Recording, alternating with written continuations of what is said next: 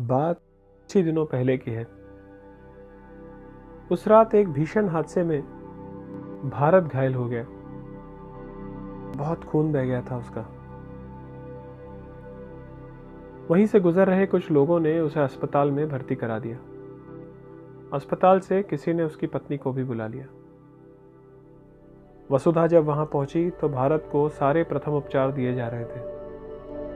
भारत के सीने पर एक गहरा घाव था और वो डॉक्टर साहब की परेशानी का सबब बन गया था।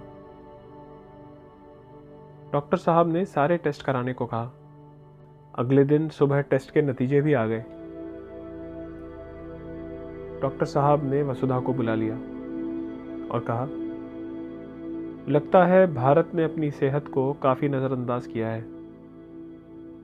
भारत डायबिटिक है। आपको या भारत को यह पता था कि अभी अभी पता चला है? डॉक्टर साहब ने नाराज होते हुए पूछा। नहीं, मुझे नहीं मालूम था। शायद भारत को भी पता नहीं होगा। उसके सीने पर जो घाव है उसे भरने में काफी समय लगेगा। देखिए, अस्पताल में तो हम सब उसका पूरा ख्याल रखेंगे, लेकिन आपको और आपके घर वालों को उसकी सेहत की तरफ बहुत ध्यान देना होगा। कुछ दिनों बाद भारत को अस्पताल से छुट्टी मिल गई। अगली ही सुबह रोज की तरह वसुधा किचन में चाय बनाने में लगी हुई थी। भारत की नींद बस अभी अभी टूटी थी। वसुधा ने चाय की प्याली भरते हुए आवाज दी, चलो चाय तैयार है। भारत का दिन सुबह की चाय के साथ ही शुरू होता था, तो वो भी बाहर के कमरे में आ गया और हमेशा ही की तरह वसुधा इंतजार में थी कि चाय की पहली चुस्की के साथ भारत चाय की तारीफ करेगा। लेकिन उसके विपरीत भारत कुछ सोच में पड़ गया। वसुधा ने पूछा कि क्या हुआ, चाय ठीक नहीं बनी क्या?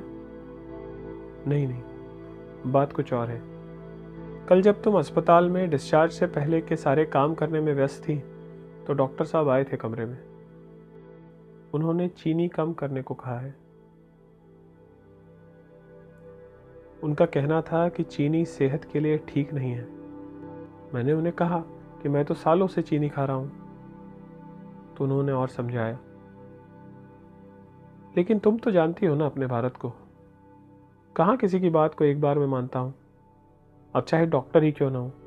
मैं और बहस करने लगा। तब डॉक्टर साहब बोले कि भारत, चीनी तुम्हें अंदर से खोखला कर देगी और तब तक बहुत देर हो चुकी होगी। उनकी इस बात से मैं जरा सोच में पड़ गया। मैंने उन्हें पूछा, इतने सालों की आदत है चीनी की, कैसे जाएगी अचानक से? आदत ही तो है। पहले हम बच्चों के लिए लकड़ी के खिलौने खरीदते थे, अब हम प्लास्टिक के खिलौने खरीदते हैं। पहले हमें घर में बना नाश्ता पसंद था, अब हमें चाइनीज और न जाने क्या क्या पसंद है। ये सब आदतें ही तो हैं। लोगों की देखा देखी हम सब बदलते रहते हैं।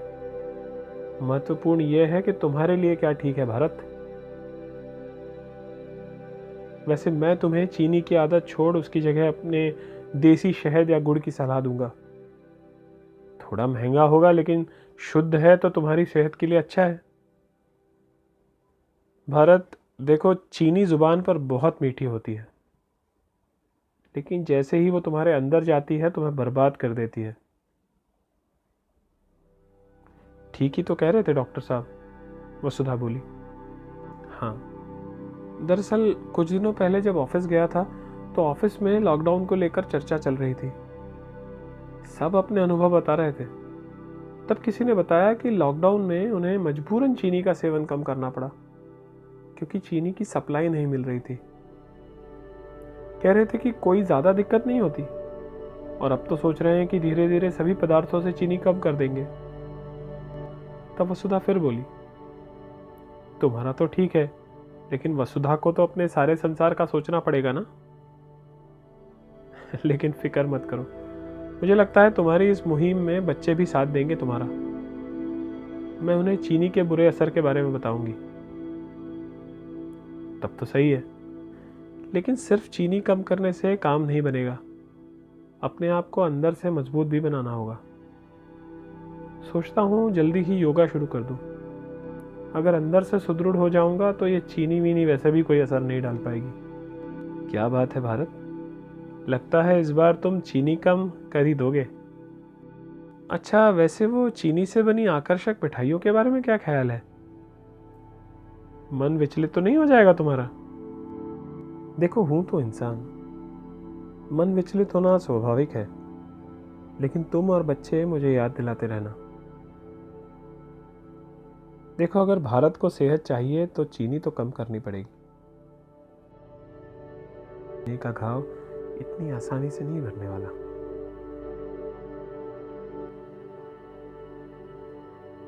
दोस्तों, अपनी सेहत पर ध्यान दीजिए।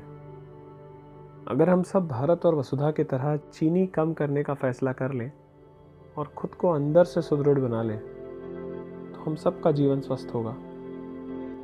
याद रखिए, एक स्वस्थ समाज ही मजबूत राष्ट्र की नींव बन सकता है। आप सभी को आशीष का नमस्कार।